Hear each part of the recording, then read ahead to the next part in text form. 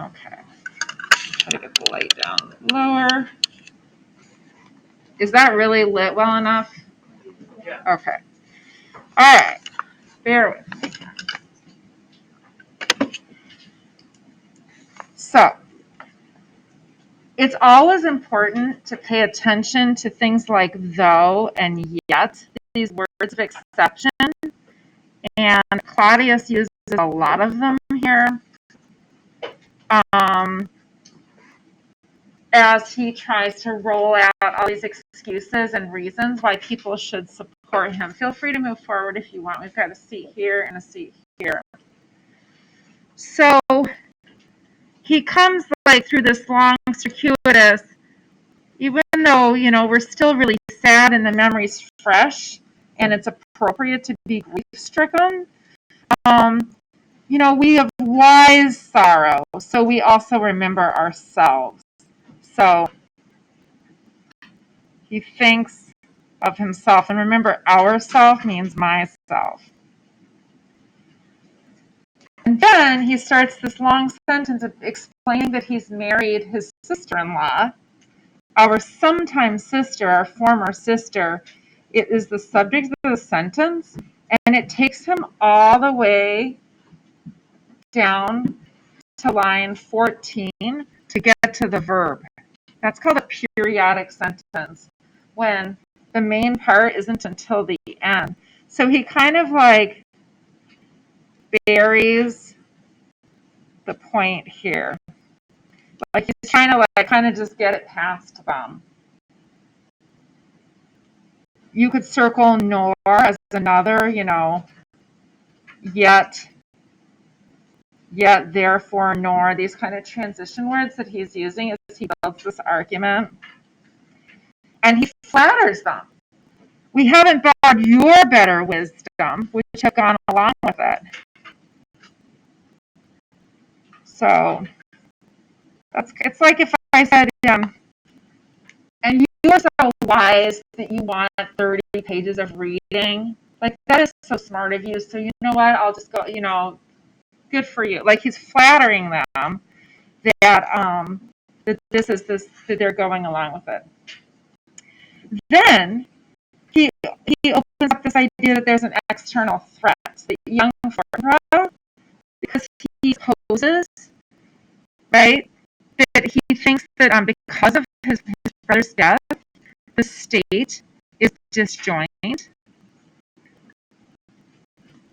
that there's this external threat to the state. And you may have seen this in your lifetimes, a situation where a politician is kind of running into some trouble, and all of a sudden, lo and behold, they concoct some major external problem. Let's go have a war somewhere in the Middle East, and rah, rah, rah, and we have to all come together. Like, this is a tactic that that he didn't invent. Okay? So he's explaining that he's going to take care of this by writing to Norway. Okay? But the idea that there's this external threat is going to sort of shore up his position.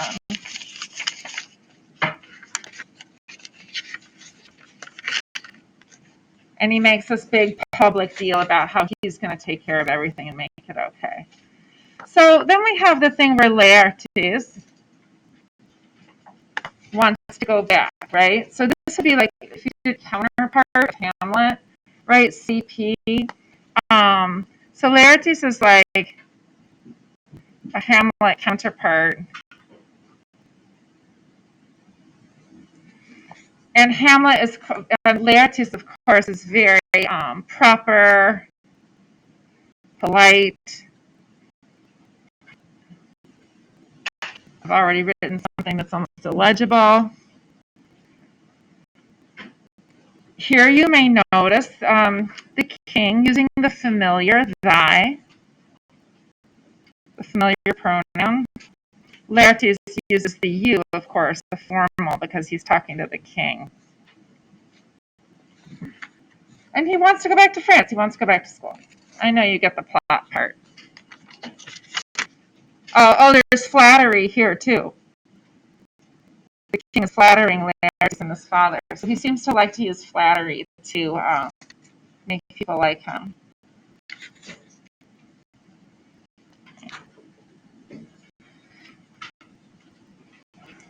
All right, next.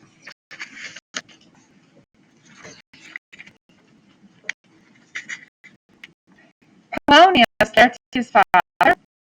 So this is the father of Laertes.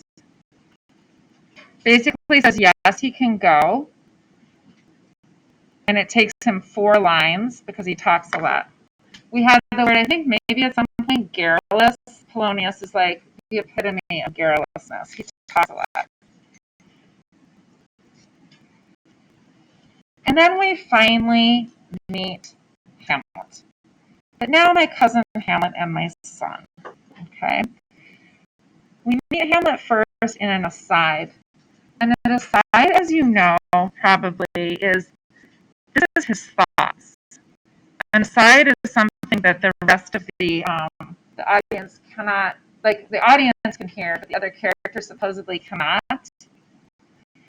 So in essence, we're in his mind from the beginning.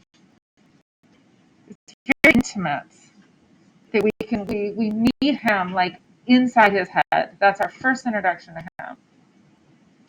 And also, he's making a snarky pun. Hamlet is so clever, so intelligent, he kind of can't contain himself, and he's always making double meanings, triple meanings. So here, of course, Claudius is more than kin because he's like both stepfather and uncle. Less than kind, oh, you're not my kind, you're different from me, and you're not kind, you're not nice. All that. And it's snarky.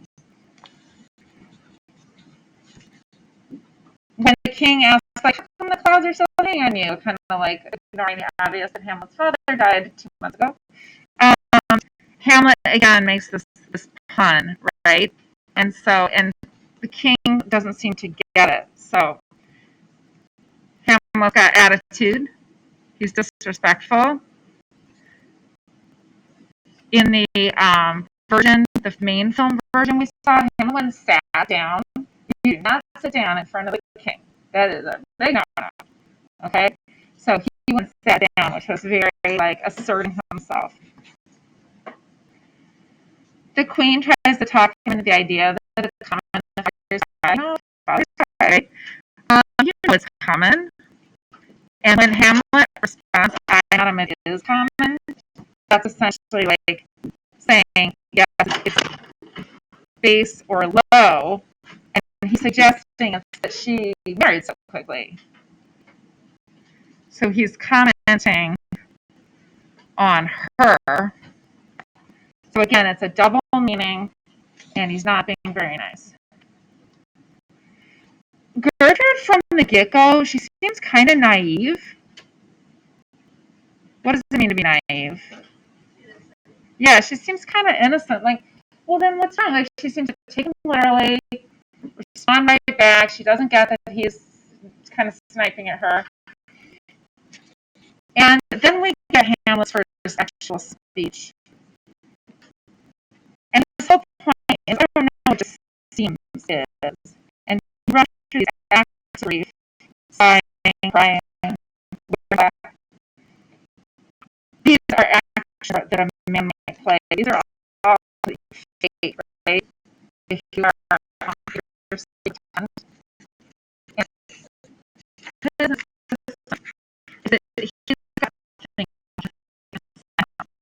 he's got out in the show. So he's interested in like persona versus authenticity. And these are like the clothing. Remember with the stand and unfold yourself, we said it was clothing? Yeah, Tegan? Down like that? Yeah. Thanks for asking.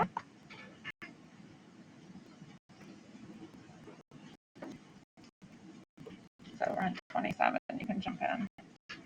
The king then gives him something like 6 reasons why he needs to just cheer up. Okay? And he starts again with flattery. This is sweet and commendable in your nature. But then he comes in with these crushing reasons. One, your father lost a father. This is nothing special, right? Then he says it's like obstinate grieving, and that is impious, which is like against God, that he's being stubborn. That's his second reason. Then, and this might go with our gender considerations, he says that it's unmanly. So almost language there of emasculation, like saying you're not being a man by being so sick. He then triples down on the idea that it's against God. He also mentions that he says it shows an understanding simple and unschooled, like it's stupid. That it's a fault against the dead and against nature, that it's like an insult to his own father, that he'd be grieving him so much. Why would it be a will incorrect to heaven? What basis could he have this argument on that this is somehow against God? Order? Because by focusing on the old king who was the king who's like sent by God to rule people. Yes, this is all God's will. So God would will the death of the previous king, and God would anoint to the new king. So, and then finally, of course, the point we saw yesterday, you're most immediate to the throne. So he's coming on really strong with all these reasons why Hamlet's got to sort of snap out of it. Some people have argued that this play, which was first performed in the early 1600s, was one of the first real explorations of grief and what grieving is. And, they had some really straightforward rules about what you were supposed to do when a loved one passed. There's actually a thing in your packet about it. There were a certain number of days, you wore a certain number of, certain kind of clothing and certain rituals you went through. That was it. And then there was no understanding of the sort of long-term process and impact. And again, it's been argued that this play was one of the first sort of exposition, like exposing an interrogation of what it's like to lose somebody. And of course, remember we had that Laertes parallel. They want him to stay.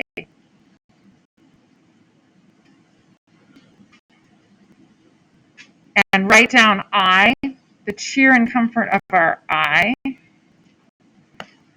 Why might it be that they want Hamlet to stay there?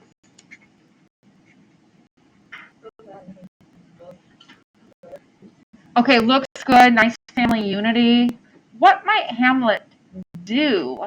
We talked about the succession to the throne. What could he do if he could go off? Yeah, Cameron?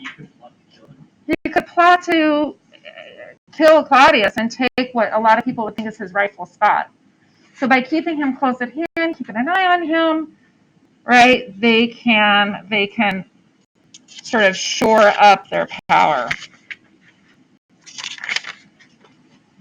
The queen makes her motherly, and she sort of uses her mother role to try to change Hamlet's mind. And when he says, I shall in all my best obey you, that can also be like almost not sarcastic, but obey you as opposed to my uncle. I'm not doing it for him, I'm doing it for you. The king is going to go party. He's going to go drink. Okay? And this becomes later kind of like a little moral issue that Hamlet disapproves of the king's behavior. And then this is that first soliloquy. And this is where we learn that Hamlet is really depressed. And at least that's a kind of shorthand for how he's feeling. He's wishing he would disappear, right? He just wishes he could melt away. He wishes that God had not fixed his canon against self-slaughter. And, it was illegal and considered illegal in the eyes of God or against God to take one's own life. And he's actually saying he wishes that weren't true. How serious he is not clear. He says that the world is an unweeded garden that grows to seed, like that he's being very disillusioned about the world.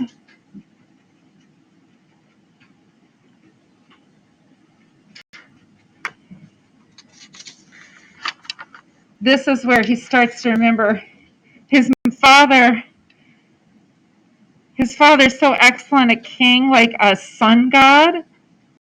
He idolizes his father, like sun, S-U-N. And what's a satyr from Percy Jackson? Anyone remember satyr? It's like a goat man, half goat, right? Like the bottom half of it. Okay.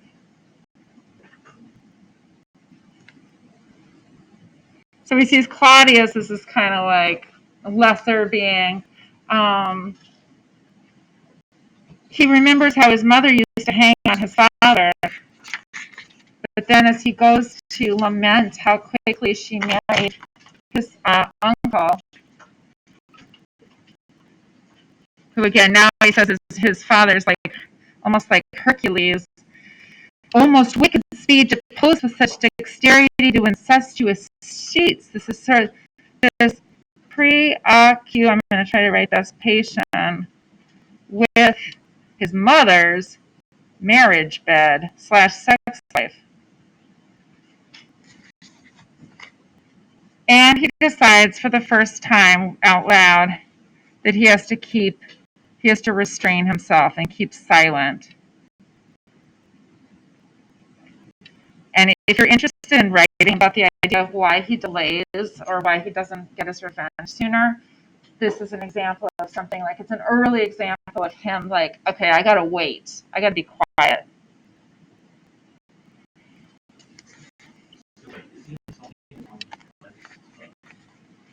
Yes, he's even saying that she's like an animal because she didn't mourn longer. A lot of anger at the mom. And actually, thank you for asking because this is back on 29, down at the bottom. This is called a mother fixation, and Freud has been like largely discredited, his theory, but the idea that he takes this anger at his mother for being weak and he applies it to all women. All women are weak.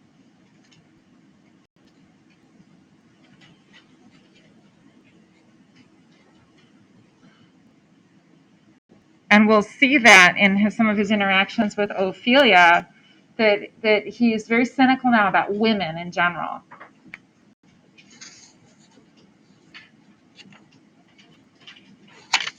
Okay. His mood changes completely when he sees Horatio. We see this like cheerful, fun, jocular, loving Hamlet. Another thing we're introduced to here, so like, hey, when Horatio says, your poor servant ever, that's like a very respectful, like, I'm your servant. And Hamlet corrects him. He says, sir, my good friend. Like, in other words, I'm not your servant, I'm your friend. And this is this idea that Hamlet's very egalitarian. Like, he has this sense, even though he's a prince, so he's like top of the heap, he has this sense of equality and treating other people the way he would want to be treated, treating people well.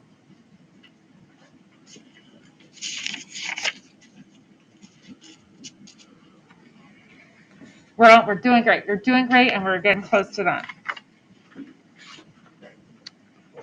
When he talks about, he says this like, don't say this, don't do my ear that violence. There was something in the first part too. This idea is words is sort of violent almost, and confusing like actual weapons with language. There was something where Horatio said, in the beginning. No, it was one of the guards. Like, let me assail your ears, like attack your ears with the story. So with Hamlet talking more than actually acting, that's interesting. On page 33, here, we see Horatio's just a nice guy. Like, he's very sympathetic about how soon the wedding was after the funeral. He's very kind. And then he drops the news that that he thinks he saw the ghost, the dead king, the last night. And this is where the plot begins. This is where the story begins, right here. More ears down here. Lots of listening, lots of watching in this play.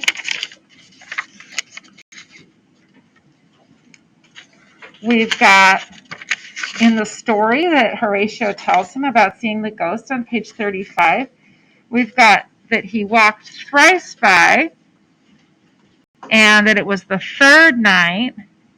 The number 3 is one of those fairy tale numbers that appears a lot, like whether it's a trinity or, a fairy tale where there's 3 princesses or 3 wishes, or it's just kind of one of those magic numbers. So it kind of fits that it goes with the ghost. Hamlet, who's also educated and a scholar, knows exactly the questions to ask Horatio about what the ghost looked like, what he was wearing. And at the bottom of 37, we're at the end of the scene almost. This is where Hamlet shows really what's both like skeptical, if it assumes, so sort of wise skepticism, but brave. So if it takes on my noble father's person, I'll speak to it, even if hell itself should gape open. Okay? So you may want to look at that if you're arguing it. Some people say Hamlet's just a coward, but this maybe would be some evidence that he's not, that he's very brave. And then finally, our last little bit, kind of plot. He asks them to, be quiet and not say what happens. He wants secrecy. Why might he need this to be secret? Yeah, for the uncle. Because already, as you can see here, Hamlet suspects that there's been foul play. All right. They say, our duty to your honor, and he corrects them, your loves. I don't want your duty, I want your love. So again, it's that idea of this sort of equality, caring about people, his sort of egalitarian spirit, that he wants love, not duty. He's got a plan. And then we see him in his final reflection here when he says, I doubt some foul play. Doubt means suspect. What, using your Shakespearean vocabulary, what does would the night were come mean? Would the night were come. He wishes it. Yeah, he wishes the night were come. So he's eager for this. So again, if you want to prove he's brave, and we also have the waiting, till then says still my soul.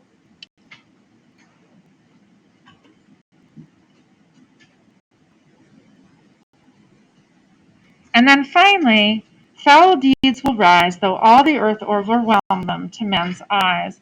This is both an idea of kind of karma, that bad things will come back, and it's a nice rhyming, capping couplet. In other words, a pair of lines at the end that is a rhyming couplet, a capping couplet. And those at the end of a section were intended to both like wrap things up and kind of give a hint of what's coming.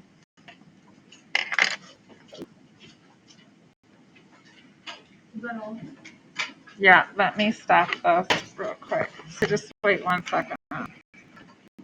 You are amazing.